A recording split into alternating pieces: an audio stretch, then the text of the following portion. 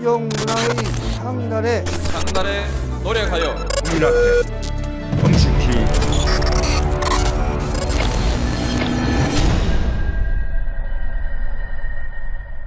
네, 반갑습니다. 정치비와 그땐 왜 21번째 시간 시작하도록 하겠습니다. 장인수 기자, 저널리스트 TV. 안녕하십니까? 예, 네. 요즘 잘 나가시죠? 아니요, 잘 나가지 않고요. 그냥 잘 못 나가는 것 같아. 먹방으로 승부를 걸더라고. 먹방 하나 잘 나갑니다. 이명수 기자랑 나 그 얘기 듣고 깜짝 놀랐어. 그런 걸 하고 있다는 사실을. 아니 약간 톰과 제리 같아. 이명수 기자랑 장인수 기자. 아, 잘 어울려. 이명수 기자는 장인수 기자랑 같이 있으면 확실히 좋은 것 같고 예. 장인수 기자는 이명수 기자랑 있으면 더 좋은 것 같아. 자, 그리고 요즘에 조회수가 엄청 나더라고요. 뭐 저 최강욱 TV 요즘에 뭐 구독자도 많이 늘고. 네. 요즘에 상종가를 달리고 있습니다. 최강욱 대표님 자리했고요. 네. 상종가는. 우리끼리라도 그렇게 해야지. 자, 그 최강욱 TV와 장인수 TV. 그때 내가 거듭될수록 예. 네, 박시영 TV가 몰락하고 있습니다. 예, 좀 살려주십시오.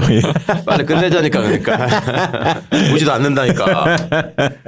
네. 자, 그때는 좋아하는 분들 조금은 있더라고요. 그래서 뭐 기대를 해보겠습니다. 오늘 주제는 요즘에 이 국가 전복 세력이 등장했어요. 예. 이 좀비 같은 존재죠. 이 진짜 우리 사회 공공의 적이 되어버린 극우, 사이비, 이단 세력들의 실체를 좀 낱낱이 파헤치는 그런 시간을 좀 준비해봤고요. 일단 뭐 구체적으로 들어가기 전에 요즘에 극우가 너무 광범위하게 유포되고 있고 도를 넘어서고 있고 완전히 극우 세력에 함몰돼 있어요. 네, 그러니까요. 가장 위험한 거는 헌법을 공격하고 그걸 대놓고 지금 자랑하듯이 한다는 거거든요. 그렇죠. 예. 그렇죠. 그 헌정 질서 자체를 무너뜨리고 예. 법원 가서 폭동을 일으켰는데 어처구니 없는 게 여론조사를 보면 처벌하면 안 되는데 또 뭐 이런 여론조사 한 30% 가까이 나오더라고요. 25에 30 나옵니다. 그러니까. 큰일입니다. 그러니까 진짜. 그러니까 이거는. 이렇게 대놓고 폭동을 일으키고 법원을 공격하고 헌법을 무력화해야 된다라고 하고 헌재를 공격하는데 그게 30% 정도에 그거를 나오는 게 여론조사로 물어본다는 것 자체가 문제 아닙니까? 아니, 이게 물어볼 일이에요? 그러니까요. 내란죄가 맞다고 생각하느냐 이게 물어볼 일이야? 아니 근데 실제로 그런 사고를 가진 사람들이 얼마나 있는지를 알아야 대응을 할 수가 있으니까 물어본 건데 커뮤니티 누가 글을 이렇게 옮겨줬는데 보니까 뭐 이재명 대표도 죽이려고 하는 그런 사람들 모집한다 뭐 이런 글들도 막 날뛰고 있더라고. 이 대표한테 테러를 할 사람을 모집한다고요? 그러니까 어떤 노인네가 나는 70대라 안 된다 그러니 20대 젊은 사람들 20, 30대 참는다. 그러니까 이게 지금 미쳐 날뛰고 있어요. 제대로 처벌을 안 하니까 이 꼴이 나는 아니 건데. 그것만 나오는 게 아니라 저 권성동 권영세 죽인다는 그것도 좀 돌린다는데? 그거 왜 죽여 거기를? 그것들이 저기 미적미적 해가지고 지금 저 매번 다 제대로 못하고 있으니까 황교안이하고 윤상현으로 바꿔야 된다고. 원내대표는 윤상현으로 바꾸고 당대표는 아니 어저께 그래서 양문석 의원이 기자회견까지 하더만 살해 위협이야 진짜로 죽인다고. 그러니까 양문석은 잘했어. 그러니까 너네들이 그동안에 그 뿌려놓은 씨앗이 이렇게 지금 그렇죠. 그러면 권성동하고 저기 권영세가 윤석열 갑자기 면회 갔잖아. 살해 위협을 받으니까 야 나 그냥 면회도 안 가면 큰일 날 것 같아. 그럴 수 있죠. 네. 제가 그걸 분석했잖아요. 나경원 인터뷰를 중심적으로 했잖아요. 그날 면회 갔다가 내가 나경원을 누군가 띄우고 있다. 실체는 뭐냐면 한동훈과 오세훈의 대권 연대설이 나오잖아요. 오세훈 대권 밀어주고 한동훈은 서울시장으로 간다. 이 얘기가 파다하니까 나경원을 밀어야 하잖아. 저쪽은 한동훈 죽이 하니까. 그래서 요즘에 나경원을 띄웠잖아. 내가 이걸 간파했지. 친윤에서는 한동훈이가 그렇지. 중국 간첩이니까 그걸 떨어뜨리려면 나경원이가 지네 선수구만. 그렇지. 왜냐하면 나경원밖에 없잖아. 서울에서 나올 만한 사람이. 제가요? 이거 하려고. 자, 오늘 공공의 적, 국가 전복 세력, 구구 세력, 이단 세력, 사이비 세력 분석을 해보겠습니다. 제일 먼저 떠오르는 게 정광훈이 일단 많이 떠오르잖아요. 그리고 뭐 신천지 과거에. 근데 최근에 또 뭐 세계로 교회? 그거 보셨어요? 손현보 목사?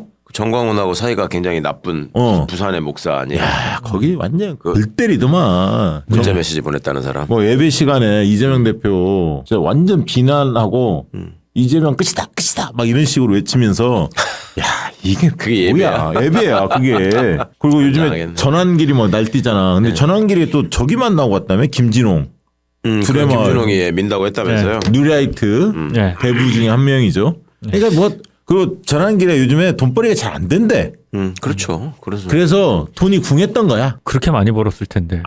근데 또 나가는 돈이 많아요 원래. 이 팀을 꾸려야 하기 때문에. 그러니까 요즘 그 얘기를 이상호 기자가 제기했죠. 그 공무원 시험 보는 사람이 줄어들어가지고 공무원 시험 그 부분이 완전히 몰락해서 지금 저기가 폐쇄됐다며 회사가. 근데 지금 이렇게 그 교회 이단 세력들, 사이비 세력들이 판을 칩니다. 근데 이게 교회 내부에서 좀 자성의 목소리도 나와야 하는데 기장에서 기독교 장로에서 한번 얘기는 나왔었잖아요. 근데 되게 좀 목사님들 중에서 예. 좀 괜찮은 목사들은 되게 신도 규모가 작다면서요. 그 맞습니까? 되게 그렇죠. 다 작고 예. 큰 교회는 다 이상하고. 건전하신 분들은 대체로 다 개척교회 하시니까. 예. 예. 그런 애들은 저런 강남에서 막 크게 저는 써놓고 이제 대형 하고. 교회라고 있는 게 저게 교회가 아니라 사업이잖아요. 그 자식한테 물려주기 위해서 뭐 그렇게 하잖아. 그런 꼴이 돼버려가지고. 나 헌금 그렇게 강조하는 사람들 처음 봤어. 정광훈 집회 가면.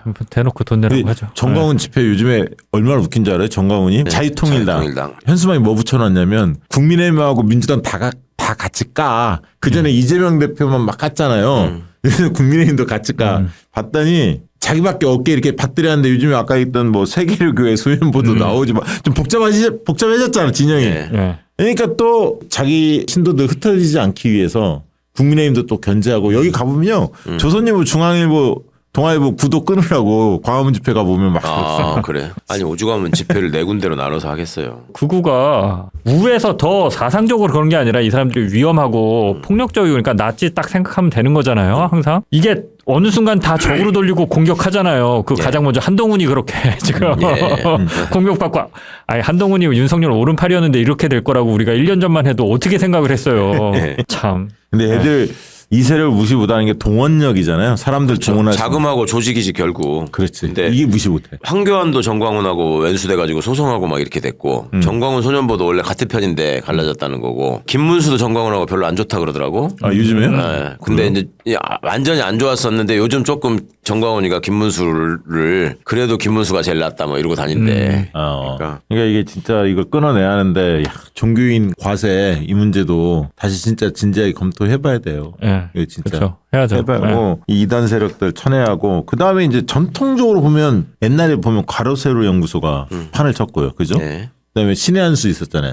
예. 지금도 신의 한수 신의식은 뭐 정광훈 편이라면서요. 그 앞에서 예. 분위기 잡는 다음에 고성우 또 한때는 또 정치평론가로서 활동도 했고 선거 뭐 컨설턴트로 활동을 했던 인간인데 뭐 이제 정치권 인사들하고는 좀 가까운 편이잖아요. TV에 뭐 진행자로도 나오고 그러면 고성국이 최근에 많이 등장합니다. 그 전에 뭐 진성호 있었고 배승희 뭐 김상진 같은 행동하는 그 구구 유튜버들 뭐 이런 사람들이 눈에 띕니다. 여기서 좀 짚어볼 사람이 누가 있을까요? 가로세로 연구소도 요즘 많이 찢어졌다며요. 강용석, 김세희도 찢어지고. 진작에. 거의 진작에. 예. 다 돈이 다 얽히고. 돈이 예. 그러니까. 예. 여기는 진짜 슈퍼챗이 막 쏟아진다며? 우리는 없잖아. 그래서 우리는 이걸 지금 이렇게 근근히 하고 있잖아. 슈퍼챗 쏟아져서 돈 때문에 쌈이 나야지 그만두는데. 그런 적은 없어. 뭐가 있어야 싸우지. 자, 참. 그러니까 노인네들이 아무튼 연금 타시는 분들이 많이 있는 모양이에요. 그 기업에서 밀어주는지 어디서 돈 나오는지 모르겠어. 그거 있잖아. 그 알바 집회 참가하면 10만 원, 15만 원, 5만 원. 이거 취재 안 됩니까, 장유수 기자님? 이 자맹해서 이거 밝혀내야 하는데 이거. 아니 여러 차례 나왔어요. 그러니까 위에서 이렇게 찍은 건 보이던데 네. 양심 고백 뭐 이런 거 나와야 하는데 이거. 한번 노력해 보겠습니다. 아니 진짜 이명수 기자랑 이런 분들 있잖아. 진짜 잘하잖아 우리. 이거 한번 밝혀내야 돼 이거. 진짜 돈 문제. 그리고 이 가로세로 연구소 관련해서 한 말씀 드리면 네. 사람들이 잘 모르는데 김세희 기자가 MBC 나갈 때 왜 나갔냐면 인터뷰 조작을 하다 걸려요. 그렇죠. 지 친구를 무슨 저기 한 그렇죠. 사람이 예, 인터뷰 그 만화 그린다는 애인가? 한 명의 친구가 있는데 이 사람이 오늘은 벤츠 오너. 네. 내일은 뭐 LG 냉장고 썼다가 LG 냉장고 고장나서 클레임 건 사람. 그 다음 날은 또 이마트 직원. 한 사람이. 한 사람이. 예. 그러니까 가서 어차피 모자이크 할 거니까 내 방송 리포트에 맞는 워딩을 네가 이렇게 얘기해. 근데 라고. 어떻게 걸렸어요 그게? 그게 네. 제 동기 기자 중에 고은상 기자라고 있는데 네. 기자들은 리포트를 보잖아요. 네, 네. 보다 보니까 이상한 거야. 왜냐하면 방송 기자들은 아는 게 인터뷰가 예. 이렇게 읽은 거랑 예. 그냥 자기가 생각해서 얘기하는 거랑 다르지. 티가 나는데 저 상황에서 저렇게 얘기하는 거는 누가 써줘서 그대로 외워서 그렇게 얘기할 수밖에 없는 인터뷰가 계속 나오는데 한 번이면 되는데 오늘도 그 인터뷰 다른 상황에서 다른 인터뷰도 또 그렇게 그럼 김세희는 무슨 인터뷰에 뭐 천재야? 신이야? 이래서 누굴 도대체 인터뷰한 거지? 그리고 그 원본 소스가 있거든요 방송은 그 촬영된 편집본을 다 원본을 본 거야. 근데 이게 이상한 거죠. 왜냐면 인터뷰 시작부터 끝이 있는 게 아니라 들어온 영상이 그 클립밖에 없는 거예요. 딱 예. 방송에 쓴. 그러니까 지가 편집을 해서 갖고 온 거야. 누굴 인터뷰했는지 확인도 안 돼. 원래는 원본에는 얼굴과 이런 게 다 나와야 돼요. 네. 근데 다 모자이크하고 변조된 그것만 딱 있는 거야. 원본이 변조되어 네. 있는 원본. 그래서 그거를 맡깁니다. 음성 선분 네. 분석을 음성을 막 해요. 변조해놨기 때문에. 네. 음성 선분을 해요. 같은 사람 아닐까?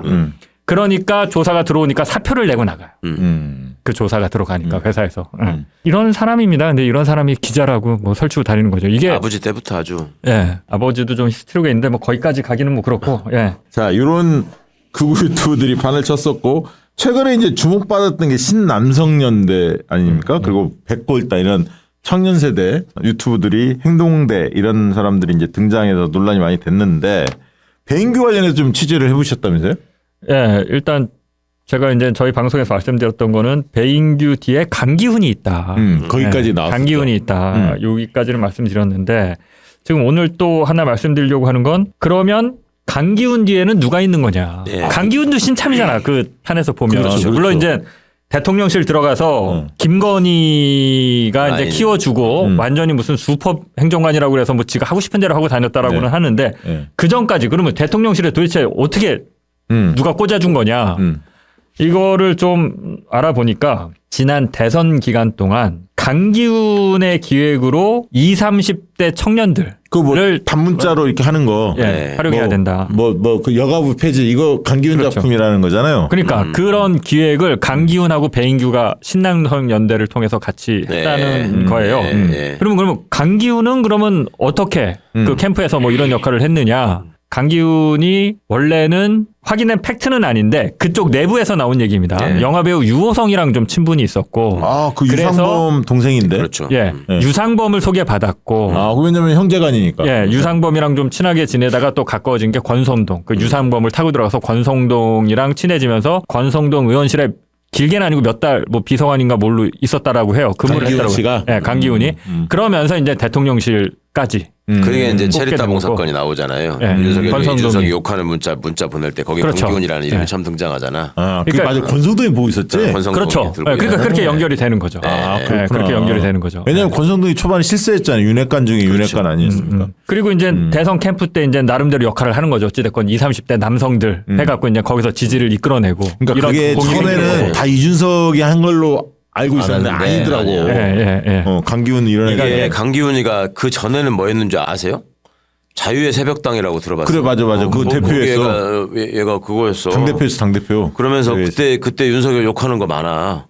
그때는 극우 청년 정당을 표방하는 자유의 새벽당의 뭐 그거였어요. 얘는 처음부터 꼴통이었구나. 그럼 그러니까 그게 캠프에서도 그러니까 배인규, 강기훈, 권성동 이런 식으로 해서 그 신남성연대로 해서 20, 30대 청년들을 활용해서 선거에 적극적으로 활용하는 대선 요 때. 대선 대선 캠프에서 이런 기획이 있어서 요렇게 이제 그 뭐 나름대로 뭐 그림이라고 해야 되나 뭐 네네. 이렇게 라인이 형성됐고 그래서 이제 배인규는 신남성연대를 통해서 극우 유튜버로 활동하고 예. 강기훈은 이제 대통령실에 들어가서 김건희한테 잘 보이면서 자기가 막 세상의 주인인 양 했고 그거를 나름대로 또 뒤에서 조정하고 있었던 건 권성동. 야, 이거 중요한 거네. 권성동이라는 이름이 나왔네. 네, 드디어. 예. 원내대표 지금. 예, 예. 그래서 지금 이거를 분석하는 모 극우 유튜버는 이게 지금 국민의힘이 망가진 게 결국은 그렇게 보면 권성동이 굉장히 큰 역할을 한 것이다. 거기 예. 황정호도 같은 강원도잖아요. 그렇죠. 황정호도 같은 또 강원도고. 가깝잖아. 예, 그렇죠. 황정호 또 예. 김건희가 가깝고 윤석열과 가깝고. 그래서 그런 식으로 적극적으로 극우 유튜버들을 대선에서 활용하고 그걸 기획하고 그런 기획을 또 뒷받침하는 게 권성동이 한 거고 대선 캠프에서. 그래요? 예. 그래서 극우 유튜버에 대한 영향력이 권성동이 여전히 좀 있을 것이고 아니 그 영향력을 그러면 이 대목에서 이게 해석이 되네.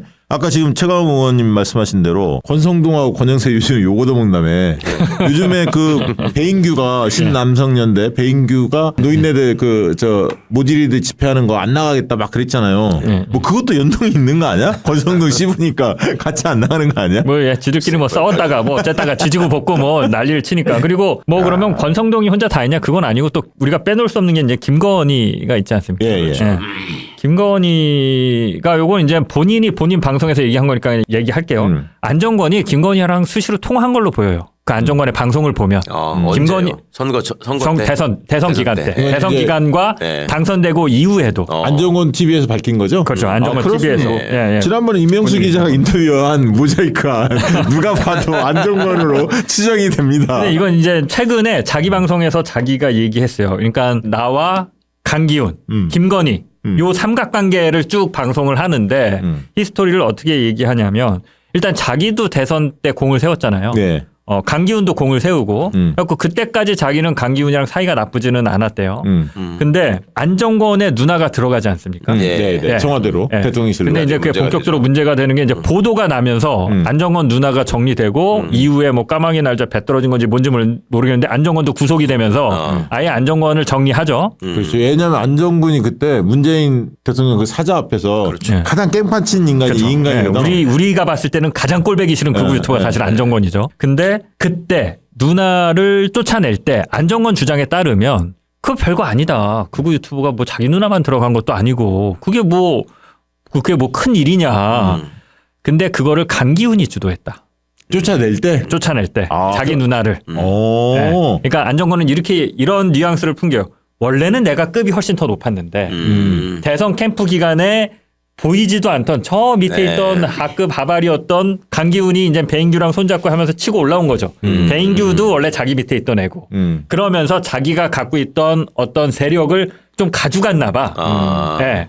그렇게 됐는데 얘가 들어가더니 김건희한테 잘 보이더니 쿵착쿵착 하는데 제가 여기서 드리고 싶은 말씀은 뭐냐면 안정권이 무슨 얘기를 하냐면 김건희가 내가 강기훈 그래서 조심하라라고 계속 김건희한테 얘기를 했고 김건희가 알겠다라고 그랬다는 거예요. 자기 얘기를 들어주는 척을 했대. 네, 자기 누나 그 터지고 했을 때까지도 계속 소통을 했다는 거예요. 직접 전화했다라는 얘기는 안 나오는데 김건희랑 소통을 했다. 근데 나중에 알고 보니까 나한테는 그냥 와서 거짓말하고 내내 하고 얘기만 들었던 거고 다 그냥 강기훈 말만 믿고 있더라. 네, 강기훈 말만. 김건희가 그냥 감기를 하자는 대로 하고 있더라. 자기는 그냥 그래서 자기 누나도 정리하고 뭐 음주운전 걸려도 싸고 돌고 내쫓지도 않고. 여기서 드리고 싶은 말씀 뭐냐면 김건희가 사실은 이 둘만 그랬겠습니까? 주요 잘 나가는 극우 유튜버들 다 그렇죠. 소통을 다 하면서 관리하고. 정보 수집도 하고 관리도 하고 뭐 있으면 들어주는 척도 하고 안정권도 사이 괜찮을 땐 누나 발탁해줬다. 뭐 이런 식으로 다 결국은 또 김건희가 컨트롤했던 거 아니겠냐라는 거를 안정권이 지금은 김건희랑 사이가 안 좋으니까 그런 고백이 나오고 있어요 지금. 그러면 지금 서부지법 폭동 사건에 지금 보시기에는 배우가 아직 다 안 밝혀졌잖아요. 경찰이 지금 수사하고 있고 정광훈 입건을 했잖아 피의자로. 정광훈 등 그런 어떤 사이비 세력들이 하나 축이 있을 거고 신남성연대라든가 백골단이나 뭐 이렇게 청년들 의심이 되잖아요. 그 다음에 이제 뭐 석동현도 잠깐 등장했다가 아직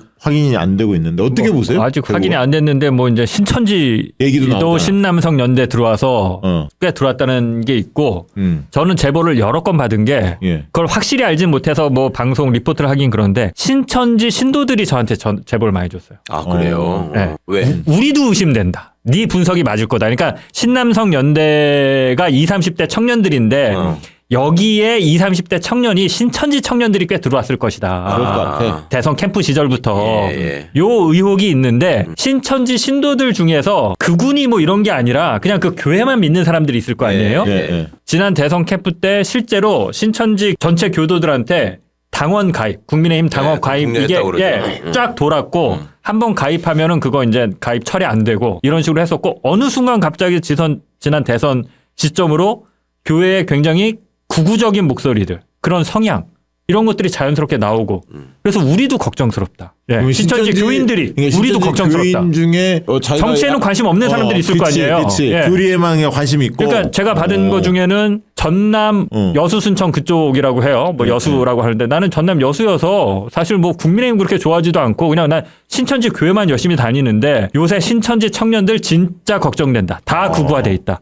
그래서 맞을 거 우리도 지금 그래서 두려워하고 있다. 신천지가 이번 서부지법 폭동 때 신천지가 나올까봐 우리도 긴장하고 두려워하고 있다. 지금 이런 제보들이 들어와요. 아니 그 요새 그 왜 가짜 뉴스 양산하고 있는 스카이데일리라고 있잖아요. 네, 스카이데일리. 그것도 신천지하고 그러니까 관련된 그런 얘기가 또 있어요. 있던데. 있어요. 스카이라는 게 그냥 나오는 게 아니라 신천지 천에서 나온 거다. 지금 그러고 있죠. 원래 천지일보라는 게 있잖아요. 있죠. 그 신천지에서 발행하는 정식으로. 그거 얼마든지 그 외국에 서버 두고 세탁해갖고 그런 식으로 기사 낼 수 있죠. 신천지가 정광훈보다 더 동원자가 더 센 거 아니에요? 원래? 비슷한가? 교회는 진짜 막강하죠. 교회는 막강하잖아, 교주가 그렇게 지금 하면 사실은. 그런 이런 사입이 있다는. 자, 근데 최근에 또 그 얘기도 김건희 얘기도 있었습니다. 김건희 팬클럽들이 다 서부지법에 참여했던 청년들이 김건희 팬클럽에 소속된 거 아니냐라는 기사들도 있었어요. 그건 혹시 취재가 됐나요? 그거는 제가 디테일하게 취재해야 되는데 이게 경찰이 좀 이런 것까지 확인을 해야 되는데 저는 걱정스러운 게 이제 종교가 뭐냐, 너 어느 정당에 가입했냐, 이거는 사실 수사 과정에서 빼려면 뺄 수 있거든요. 근데 그렇게 할 가능성도 전 꽤 높다고 봐요. 사실 그거를 따지고 들어가야 되는데 이제 뭐 그걸 보려고 할 거 아니야. 핸드폰 이제 압수수색해서 주로 봤던 유튜브들 뭘 기사를 뭐 보고 막 이런 걸 이제 추적하는 거 아닙니까? 쭉 하면서 이제 밝혀낼 것 같은데 시간이 좀 걸릴 것 같긴 해. 애들이 적극적으로 협조할 애들이 많지는 않을 것 같아. 근데 정광훈의 꼭지를 따는 거, 정광훈을 잡는 거. 에 대해서 경찰 쪽에서 조금 자신 있는 분위기가 느껴진대요. 밑에서 보면 좀 불었다는 얘기인데 밑에가 잡힌 사람들이 이재은 위원장 이야기로는 경찰 쪽 분위기가 꽤 자신 있어 한다 이런 얘기까지 들었는데 저는 일단 믿지는 않습니다. 늘 수사 단계에서는 늘 취재해 보면 그런 얘기가 나와요. 근데 나중에 수사 결과 보면 뭐야 저거 이런 경우가 많아서. 그리고 극우하면 뗄래야 뗄 수 없는 이 족속들 일베가 벌써 15년 됐다고 합니다. 일베 사이트가. 일베. 야, 일베가 15년이 됐다고 하는데 우리 이슬기 기자, 미디어오늘 기자가 일베 탄생 15년 극우를 분석할 때 기사를 썼는데 꽤 의미 있게 썼어요. 되게 이제 뭐 일베 하면 걔네도 좀 이상한 애들 아니야? 꼭 굳이 똥을 꼭 찍먹해봐야 똥인 줄 아냐? 뭐 이런 심정으로 그냥 무시하고 이랬는데 이 기자도 그러다가 한번 충격을 받았던 게 왜냐하면 그때가 이제 폭식투쟁 세월호 때 2014년 9월쯤에 충격을 받았잖아요. 그러면서 저런 인간들, 저런 족속들이 있나 싶었는데 그 뒤로 한번 고민해 본 게 그 다음에 1월 달에 기억나세요? 페미니스트가 싫다라는 말을 남기고 남성 청소년이 IS 이슬람 국가로 그 순위파 무장단체 자원을 했어요. 그러면서 맞아요. 굉장히 또 충격이 됐거든. 그러니까 페미가 얼마나 싫으면 전쟁통으로 가겠다는 거야. 이러면서 이제 이 기자도 한번 고민이 되기 시작했고 이 감정이 어디까지 가는지 그러면서 이제 쭉 보니까 굉장히 평범한 애들이 그리 빠지더라는 거야. 원래부터 이상한 애들도 있겠지만 그러면서 이제 평범한 자취생들 점심 메뉴를 고민하는 아니면 스포츠와 게임을 좋아하며 대학 입학과 취업을 걱정하는 청년 남성들 이런 애들이 일배로 되더라는 거야. 그럼 뭐지? 뭐에서 이 방아쇠가 당겨지는지 이런 게 이제 궁금해서 계속 취재를 해봤는데 그러다 보니까 아까 이야기했던 피자를 먹어치우던 그 참사 유가족 앞에서 일베부터 남성 혐오를 나타낸 손동작 기억나시죠? 예. 그리고 게임 업계 여성 노동자들의 공격을 감행했던 게임 유저들, 그다음에 이번에 서부지법 때려 부수고 경찰들을 폭행한 이런 사람들까지 이제 일베 출신이라 이렇게 보여지는데 일베가 왜 이 평범한 그들이 이렇게 악마가 됐을까? 이걸 이제 연구를 해봐야 한다는 거예요. 이 기자의 이야기는. 그러면서 이제 특징이 뭐냐면 노무현 대통령에 대해서 능욕을 하잖아. 예. 그거 밈 현상으로 밀어버리거든 막 노무현 대통령 관련해서. 그리고 여성 혐오, 호남 혐오. 그러니까 지역은 호남, 성은 여성, 여성과 호남을 혐오하고 노무현 대통령을 능욕하는 이게 이제 밈 현상으로 막 밀면서 유머가 통용되는 그런 공간처럼 형성이 됐는데 이들의 생성과 준동 그리고 그들을 가능케 한 토양을 조명하는 일이 이제는 선택이 아닌 필수가 되었다. 이런 내용이에요. 그래서 이제는 정말 분석을 해봐야겠다. 그냥 제대로 이상한 놈들 이렇게 치부하고 말 게 아니라는 거지. 그렇죠. 일반 평범했던 애들이 저쪽으로 휩쓸려 가더라. 이 원인을 좀 파악하고 대처를 해야 한다. 이 얘기를 좀 했어요. 원인에 관한 얘기들이 아예 없는 건 아니죠. 요새 좀 이렇게 분석한 얘기들이 나오고 있는데 심지어 외국의 학자들도 한국의 젊은 남성들이 왜 저러는가 이거를 관심을 갖고 보고 있더라고요. 그래서 그렇게 표현하더라고. 노스텔직 디프리베이션, 노스텔직 그러니까 노스텔릭 향수, 응. 디프리베이션 박탈. 그러니까 옛날을 생각해 보면 남자가 우위에 있었고 그다음에 남자가 세상을 주도하고 여자는 그냥 남자를 뒷받침하는 사람 정도로 돼 있어서 그래서 우리 세대들 그러니까 지금 애들의 일배하는 젊은 애들의 아버지 세대들을 보면 자기들은 남성 우월적인 사회에서 남성들이 편하게 또 살았죠. 이제 경제적으로 성장이 이루어지는 사회에서 취직 걱정 같은 거 별로 안 하고 내 집 마련하는 것도 조금만 성실하게 살면 다 할 수 있었고 이런 시대를 살았는데 우리가 지금 청년이 돼서 그 문제에 직면해 보니까 이게 너무 어렵다 힘들다. 근데 그거를 그 원인을 찾는 것이 이게 이제 시작인데 항상 일종의 사회적 루저들이 자기의 어떤 고난이나 이런 현실을 일종의 탈락이나 이런 소외감들을 투사하는 데가 네, 예. 약자에 대한 혐오로 이제 표출을 한다는 거죠. 그러니까 이제 외국 같은 경우에는 그 외국인 이주 노동자, 그다음에 이제 그 유색인종 뭐 이런 식으로 많이 표출했는데 우리는 이제 아직 물론 이주 노동자에 대한 혐오도 만만치 않지만 장애인도 있고 성소수자 뭐 이런 사람. 자기 자리를 뺏어가는 사람들은 이주 노동자가 아니라 여성인 거야.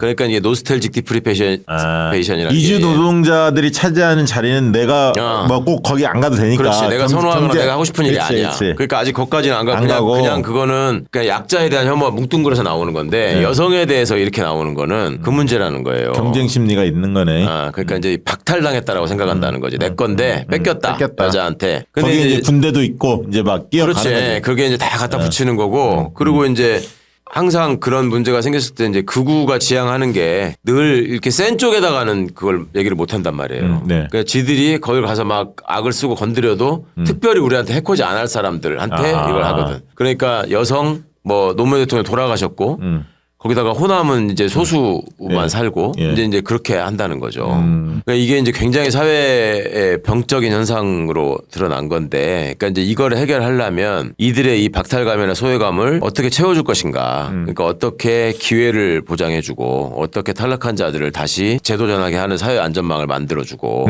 뭐 이런 게 이제 필요하다. 네. 이런 게 이제 처방으로 나오고 있는데 정말 쉽지 않은 문제죠. 이거는. 맞아요. 그러니까 한동안에 극우의 요람하면 일배 이렇게 이제 인식이 됐는데 요즘에는 커뮤니티가 좀 바뀌어서 일배도 있지만 DC 인사이드가 완전히 원래 그런 식으로 일베 원산지가 그래요. DC잖아. 네. 그다음에 이제 뭐 펜코 거기는 뭐 이준석 추앙 세력들이 다 포진돼 있다면서요. 거기서 뭐 여성 혐오 뭐 이런 거는 여전하고 거기도 마찬가지고. 저는 이게 이제 유튜브 이제 막 한참 많이 보기 시작할 때 네. 이게 개인 경험인데 무슨 혐오가 아니라 처음에 어떤 사회 문제에 대해서 처음 보는 유튜버인데 말을 시원시원하게 잘해. 이거 괜찮아. 조금 과한 거 같긴 한데 뭐 골 때리는데 웃기면서 말 잘하네. 나중에 보면 극우 유튜버예요. 저도 그래요. 저도. 제가 진짜 극우를 일배 극우면 혐오해갖고 아예 보질 않으니까 예. 모르니까 모르는 상태에서 뭐 말 시원하게 잘하네. 어떤 특정 사회 문제. 그래서 이 사람은 구독을 하고 가볼까 하다 보면 이상해. 그러니까 저도 그런데 아직 형성되지 않은 10대 젊은이들 그리고 고기 또래에 있는 사람들은 이렇게 스며드나 보다. 처음부터 혐오를 배우는 게 아니라 그러니까 말을 좀 재밌게 말재주가 있다 이거. 그러니까 그리고 또 특정 사회 문제 내가 좀 관심이 있거나 이건 뭐지? 라고 하던 거를 재미있게 시원하게 잘 설명해서 잘 풀어줘요. 또 얘네들 내가 능력이 극한으로 있어. 가서 한번 먹어. 가능해. 할 수 있잖아. 좀 세 보여. 좀 세 보여. 가능해. 그쪽이 돈도 더 될 것 같고 그걸로 가서 제발 그쪽 가서 돈 좀 벌어와. 우리도 먹고 살게. 곧대매로 하나 해야 되겠다. 곧대매. 야, 자, 그래요. 근데 지금 진짜 충격적인 이야기를 이제 드려야 할 것 같은데 여론조사 저희가 이제 3가지를 해봤는데 여론조사 꽃에서 이제 2번 해보고 2가지 문항을 가지고 그다음에 MBC도 유사한 여론조사를 했는데 첫 번째는 그렇게 한번 물어봤어요. 서부지법 폭동사건 가담자 처벌에 대해서 어떻게 생각하냐. 여론조사 꽃에서 조사한 건데요. 네. 저기 보시면 국민 저항권 행사로 처벌 대상이 아니다라고 응답한 사람들이 26.9예요. 예. 깜짝 놀랐죠. 사실 이거 당연히 불법 행위로 처벌해야 하잖아. 이게 90% 이상 나와야 하거든. 그러니까 저도 저게 이제 10 최대 10 정도, 11, 2 정도 그렇죠. 봤는데. 그러니까 예를 들면 독도는 우리 땅 아니냐 이러면 한 5% 정도가 나와. 그렇죠. 이상한 놈들이. 네. 그리고 이제 상식적인 얘기를 했을 때 아니다라고 하는 놈들 보통 10에서 15% 나왔거든. 과거에는. 네. 근데 이게 26까지 늘어난 거예요. 25까지. 27이네 27. 27. 그 다음에 두 번째는 또 유사한 질문을 한번 더 드려봤어요. 정광훈 목사는 국민 저항권이 시작됐기 때문에 윤 대통령도 구치소에서 우리가 데리고 나올 수 있다. 그러니까 구치소 뽀개고 파워, 구치소 프리즌 브레이크를 하고 윤석열 데리고 나야 된다. 감옥을 쳐들어가서 이 얘기거든. 여기에 동의하냐 물었더니 공감한다는 게 24.3. 이거는 근데 특이한 건 뭔지 아세요? 앞에 거 있잖아. 서부지법 폭동사건 관련해서 20, 30대에서 공감률이 꽤 높았어. 자기들 주변 애들이 많이 그러니까 철 모르고 들어갔다 좀 처벌 안 했으면 좋겠다 이런 마음이 있었어. 근데 요 정광훈 이거 관련해서 70대가 압도적으로 높아. 70대가. 그러니까 정광훈을 지지하는 세력들이 70대가 그 20, 30대는 이거는 좀 응답이 그렇게 높지 않아. 이제 그런 차이는 있었어요. 그다음에 MBC 조사 결과도 한번 보여주시겠습니까? MBC도 설 연휴 기간에 조사한 건데 서부지법 사태가 법질서를 훼손한 폭동이라는 주장에 대해 동의하니 이제 아까 여론조사 꼬사하고 비슷한 질문이에요. 동의하지 않는다라는 게 30까지 나와요. 지금 30. 그러니까 아까 27 나왔던 게 이게 30까지 나온다는 얘기. 그러면 최소 25% 많이 잡으면 30%가 이런 구구적인 시각에 동조하고 있다 우리 국민들이. 그러니까 이 바탕에 있는 왜 저런 현상이 벌어지는가 이것이 결국 제가 보기에는 이제 윤석열과 국힘의 책임이 제일 크고. 그렇죠. 이제 자꾸 이제 저것들이 무슨 저게 일종의 정치권에서 함께 논의할 수 있는 담론인 것처럼 자꾸 던지고 그걸 또 언론이 이제 쫙 받아가지고 물량 공세를 하잖아요. 옳고 그름의 문제, 선악의 문제가 아니고 그냥 공론장에서 논의돼야 될 문제인 것처럼 지금 다뤄지고 있어요. 맞아요. 그게 특히 양비론을 펼치는 인간들 입을 양 확 내란이나 이런 폭동의 문제가 저거는 지금 무슨 공론회장에서 논의돼야 될 문제가 아니거든. 이거는 응징하고 처벌해야 되는 문제고 이 삭제시켜야 되는 문제인데 그렇죠. 그거를 저쪽에서 국힘에서 이제 저걸로 노이즈를 일으키는 전략이 어찌 보면 먹힌 거지 지금. 그게 책임 있는 어떤 국가의 장래를 걱정하는 정치 집단이 아니라는 일종의 확실한 증거죠. 야, 윤석열이는 지가 내란을 저지른 놈이고 사형당할지 모르니까 살기 위해서 그런다고 쳐. 국힘은 그러면 안 된단 말이죠. 그러니까 근데 야 손을 못 끊잖아. 그러니까 그 저런 세력들하고. 근본적인 그 유전자가 있는 거예요. 옛날에. 아니, 저는 계속 착각을 하는 게 12.3 내란이 딱 터지는 거를 보고 야 그래도 이제 국민들이 깨닫겠지. 윤석열 정권의 실체를. 근데 아니야. 또 지지율이 좀 나와. 하루 이틀은 뭐 이 며칠은 그런 것 같은데. 그래갖고 왜 이러지 그러다가 서부지법 폭동 난 걸 보고 아 이제는 이 12.3 내란의 본질을 다들 깨닫겠지. 근데 여론조사 보니까 또 25, 30이 나오는 거예요. 야 이걸 보고 진짜 약간 절망스럽기도 하고요. 이 여론조사 결과가. 근데 이제 심리에는 그런 게 있지 않을까 조심스럽게 예측을 해보면 저게 왜 25에서 30이 나오냐. 옳지 않다는 걸 아는데 그러니까 민주당이 싫은 거예요. 무조건 그러니까 윤석열이 계엄을 한 것도 나빠. 그렇게 하면 안 돼. 그리고 서부지법 폭동도 나빠. 그렇게 하면 안 돼. 근데 나빠 그렇게 하면 안 돼에 응답을 하는 게 아니라 그냥 나는 민주당이 얘기할 거에 나는 무조건 반대. 그러니까 이 심리인 것 같아요. 그냥. 것처럼 보여버리니까 그냥. 그런 현상이 나온다니까. 사람들의 심리에는 그렇지 않을까. 맞는 말씀인데 비슷한 얘기인데 일단은 첫 번째는 탄핵에 대한 학습 효과가 생긴 거야. 윤석열 탄핵되면 대선 치르는 거지 박근혜 때 한번 경험해 본 거야. 그러니까 이미 이게 말씀하신 대로 정치 대결화 이념 전쟁이 돼버린 거예요. 그래서 우리 편, 내 편, 그렇죠. 아닌 편 이게 딱 갈라져 있는 거예요. 대선 바로 치르기 때문에 싫든 좋든 우리는 윤석열을 지켜야 돼. 그래야 이재명이 되는 걸 막을 수 있어. 이재명 악마가 엄청 이루어졌잖아요. 이재명에 대한 공포심이 있어. 저들이. 그런 속에서 아까 있던 구구 세력 이런 사람들이 성장했어. 여러 과정을 통해서 구구 유튜버들 성장했고 정광훈 여전히 유지하고 있고 이러면서 그다음에 돈도 엄청 몰려 있고 그러면서 이게 아까 옳고 그름의 문제가 아닌 이념 대결화, 정치 선동의 장 그리고 대선을 염두에 둔 정치적 판단으로 네 편 내 편으로 갈라치기가 돼 있다. 그리고 거기에 국민의힘이 그걸 부채질한 거죠. 사실 언론은 양비론 이런 식으로 가 있고 우리가 그런 얘기 하잖아요. 그 TV에 여야 정치 평론들이 나와서 헌재가 어떻고 뭐 이런 얘기 하면 안 되잖아. 서부지법 폭동 관련해서는 그건 옳고 그런 문제를 다루면 되지. 여야 입장 차이가 뭐가 있어. 그렇게 돼 있는 거예요. 그래서 대선에는 제가 볼 때 이게 국민의힘한테 도움이 될까요? 저는 어떤 생각이냐면 윤석열 파면되면 국민의힘 내부에서 싸우지 않을까요? 그 안에서? 싸우지는 않을 것 같은데. 아니 입장차는 근데 입장차는 있는 거잖아. 예를 들면 너 계엄에 대해서 어때? 탄핵에 대해서 어때? 정가훈에 대해서 어때? 서부지법 폭동에 대해서 어때라고 물었을 때 오세훈과 한동훈과 그다음에 김문수와 홍준표의 생각은 약간은 다를 거 아니야.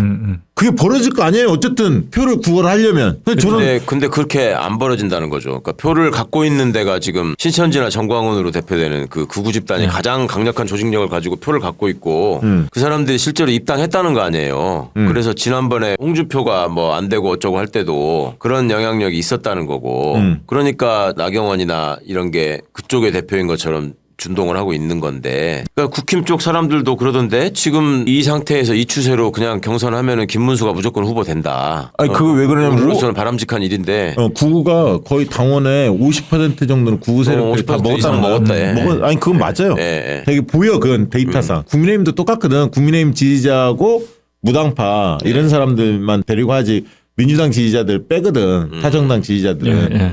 그러니까 뭐 당원 기반이 센 사람이 절대적으로 유리하지. 그러니까 그렇죠, 예. 오세훈 입장에서는 한동훈을 주저앉히고 그 세력을 힘을 합치지 않으면 김문수를 도저히 꺾을 수가 없어. 그러니까 오세훈 입장에서는 그래서 서울시장은 한동훈, 자기는 대선 이렇게 연대를 할 수밖에 없는 그런 상황이 아닌가 싶고. 그게 얘기돼서 알려져 있어서 요새 한동훈이가 그렇게 사진 흘리고 하는데도 그게 안 나오나 보죠. 오세훈이라고 자꾸 나오더라고. 요새 조용해. 보면. 한동훈이 톤다운 했고 또 여론조사 돌리니까 가상대결을 이재명, 한동훈, 이재명, 오세훈 뭐 이재명, 김문수 뭐 홍준표 다 붙이잖아요. 근데 한동훈과 격차 제일 심해. 극우 세력들이 한동훈 물었을 때 대답을 안 해버려. 이재명은 똑같은데 김문수나 오세훈에 비해서 한동훈 지지율이 안 나와요. 국우 애들이 응답을 안 해버려. 예. 그러니까 5%가 안 되더만 한 4% 3%래더만. 아니 그러니까 양자 대결하면 이재명 대 한동훈은 거의 20%포인트 차 뭐 이렇게 나누는 조사들도 꽤 많아요. 예. 저는 한동안은 이 분위기로 가지 않을까 싸움 없이. 그게 이제 대선 후보가 진짜 말씀하셨지만 국민의힘 대선 후보가 누가 되느냐. 왜냐하면 내가 대선 후보가 되고 당권을 갖고 있고 뭔가 목소리를 하려면 그러니까 우클릭도 아니죠. 그냥 구구랑 같이 갈 수밖에 없는데 문제는 이제 대선 후보가 결정이 되면 안 되잖아요. 안 되죠. 이 포지션 갖고는 수권을 할 수가 없잖아. 네.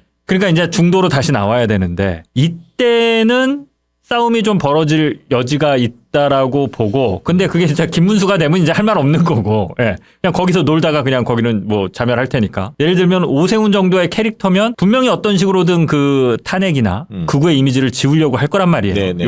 이런 사람은 그러니까 그때 가면 좀 분란이 생길 수 있지 않을까. 그러니까 지금 여론조사 해보면요. ARS 조사를 하면 극우들이 적극 응답을 하기 때문에 거기서 김문수가 높게 나와요.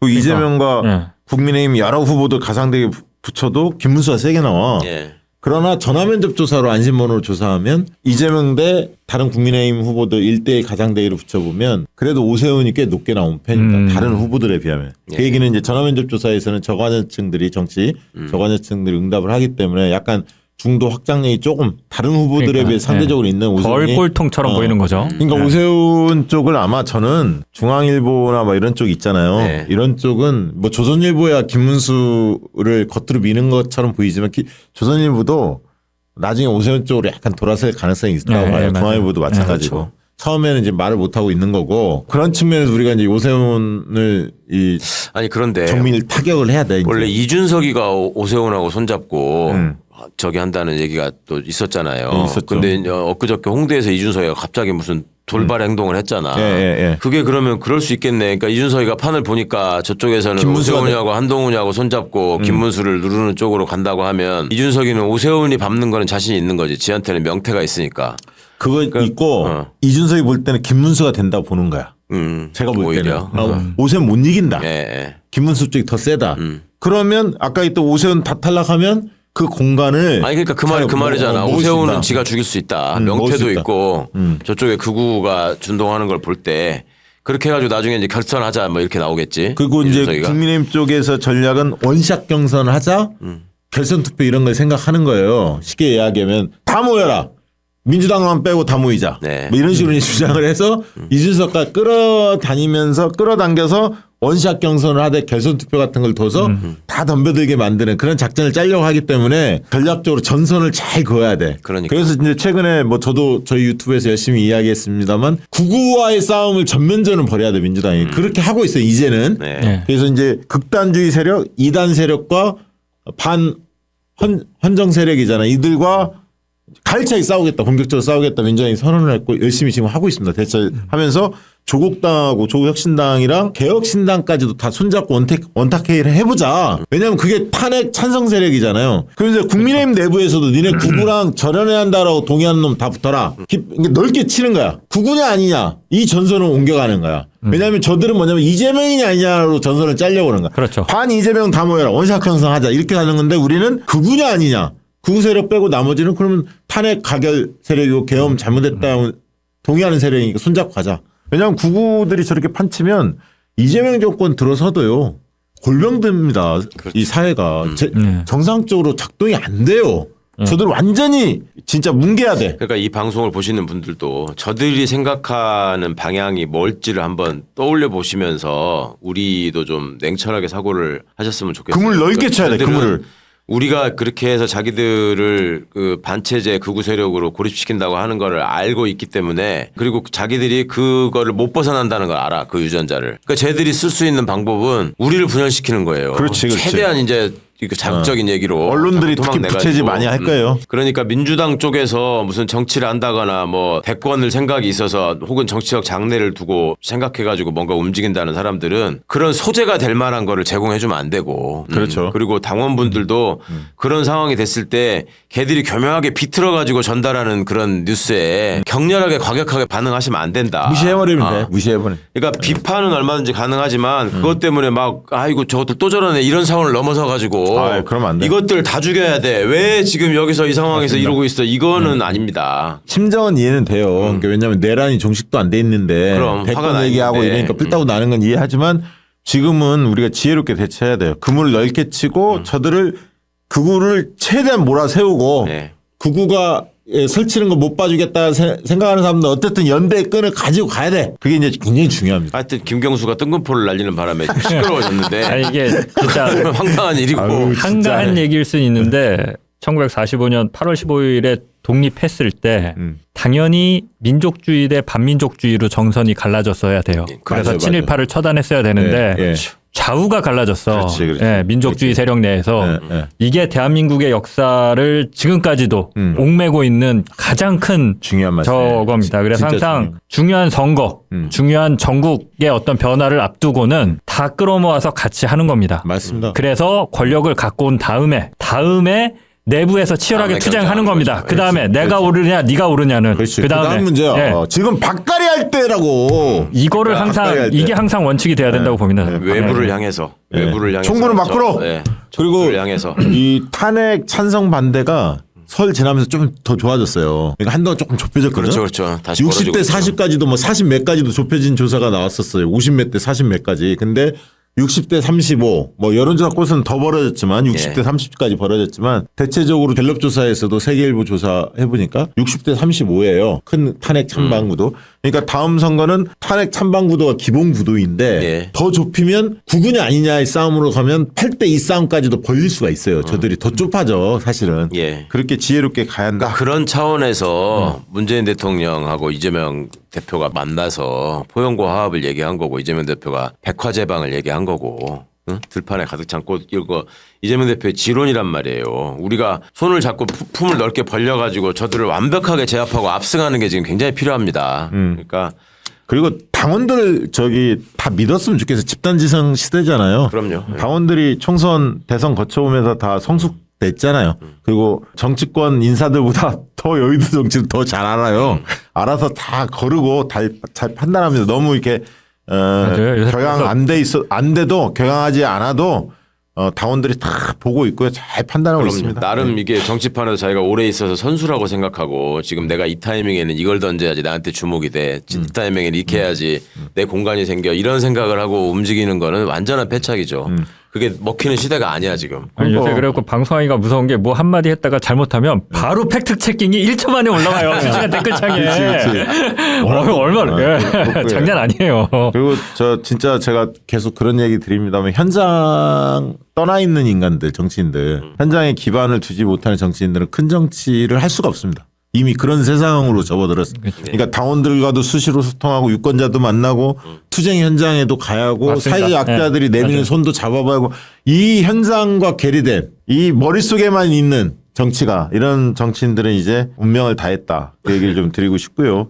새로운 시대 새로운 정치인들이 이제 주목을 받을 겁니다. 거기 뭐 선두에 이재명 대표 서 있고 또 조국 대표도 옥고를 치르시면서 더 단련되고 그런 거 아닙니까? 다 그런 분들이 앞으로 정치하지 않을까 그런 생각 가져봅니다. 끝으로 한 말씀씩 하고 마무리해야 할 것 같습니다. 오늘. 저는 이게 뭐 하나만한 얘기인데 결국은 좀 민주당이 집권했을 때 민주주의의 기본 질서, 원칙 그리고 관용, 남을 이해하고 나와 다른 남을 받아들일 줄 아는 어떤 이런 표현적 자세 이런 것들에 대한 교육을 강화하는 것만이 이런 일배나 극우나 이게 이제 지난하고 더딘 과정이긴 하지만 그래도 우리 땅에 걸음을 준다는 느낌으로 그 교육을 정말 강화하는 이게 지금까지는 이런 얘기를 하면 이게 뭐 정치적으로 뭐 개입하는 것 같아서 민주당도 좀 조심했던 측면이 있는데 극우가 이 정도로 난동을 하고 법원을 침탈하고 하는 걸 보면서도 이 교육을 강화할 생각을 안 한다면 저는 뭐 어떤 정치인으로서의 좀 어떤 근본적인 자질을 의심해 볼 수밖에 없고 민주당이 이 부분에 대해서 정말 정말 어린 우리 자라나는 학생들에 대해서 민주주의가 뭔지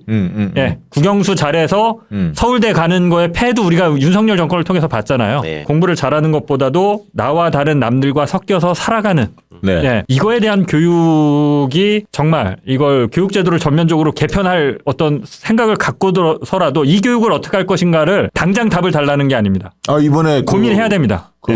진짜 좋은 말씀하셨고 대선 때 교육 공약 중에 진짜 1번 공약이 그 얘기예요. 민주 시민 교육을 과연 민주주의 교육을 청소년들에게 어떻게 시킬 거냐. 과연 이거를 이제 교양 과목이든 뭐든 아무튼 EBS 교재를 만들든 뭐든 역사 교육 잘해야 되고 역사 교육도 해야 하고 이런 민주 시민 교육을 이제 강화해야 돼. 그런 차원에서 저희 박시영 TV가 야심차게 하고 있는 교육 백과사전이라고 있습니다. 토요일 날 5시에 오픈하는데 이거 많이 안 보는데 교육 콘텐츠를 집중적으로 다루고 있거든요. 교육 현장에 종사하는 선생님들, 학부모들, 청년들 나와서 그다음에 이제 교육감도 출연도 하시고요. 근데 이거 많이 보셔야 돼요. 교육 중요합니다. 진짜 청소년들 바꿔내지 못하면 아까 그런 일배 뭐 신남성연대 여기 그냥 쭉쭉쭉 빨려가거든. 아마 그 학부모님들 고민할 거예요. 유튜브들 지금 청소년들 다 보고 있는데 이게 알고리즘이 있잖아요. 유사한 것들이 계속 뜨거든요. 그래서 잘 보시고 맞습니다. 우리 자녀가 원래 괜찮은 애니까 그런 쪽에 우리 자녀는 뭐 저기 휩쓸리지 않을 거야라고 생각하시면 큰 오산이십니다. 어떻게 될지 모릅니다. 그래서 관심 가지시고 교육백과사전 박시영 TV 토요일 날 5시 꼭 봐주시기 바랍니다. 최강 의원님. 우리가 지금 설을 쇠고 이제 제대로 된 을사년의 첫 지금 녹화를 하고 있는데요. 120년 전의 을사년을 좀 생각하고 있습니다. 민주공화국이라는 가치를 지킬 수 있느냐 지켜낼 수 없느냐의 싸움에 지금 저는 들어가 있다고 생각하고 120년 전의 을사년에서는 무능하고 무책임한 지배 세력이 본인들의 안위를 위해서 나라를 팔아먹는 과정이 향후 5년 동안 이어졌는데 우리가 120년 만에 만난 을사년은 전부 다 각성하고 깨우쳐서 이 나라를 제대로 된 민주공화국으로 바로 세우는 그런 5년을 앞으로 우리가 맞이해야 되는 지금 해가 왔다. 그러니까 그런 차원에서 매일매일 내란이 진행되는 과정에서 그런 말씀하시는 분들이 많았거든요. 이게 예전에 친일파가 나라를 팔아먹을 때 어떤 놈들이 그렇게 할 수 있나 생각했는데 지금 생중계로 보고 있는 것 같다라는 말씀들을 하셨는데 저는 그게 너무나 맞는 그 느낌이자 감상이라고 생각하고 우리가 이번 을사년을 정말 민주공화국의 가치를 지켜내고 제대로 된 민주공화국을 세우는 해로 반드시 만들어야 한다. 네, 우리 사회 공공의 적, 국가 전복 세력, 좀비 같은 존재, 극우 세력 그리고 2단 사이비 세력에 대한 심층 분석을 해봤습니다. 오늘 방송은 이것으로 마치도록 하겠습니다. 고맙습니다. 감사합니다. 감사합니다.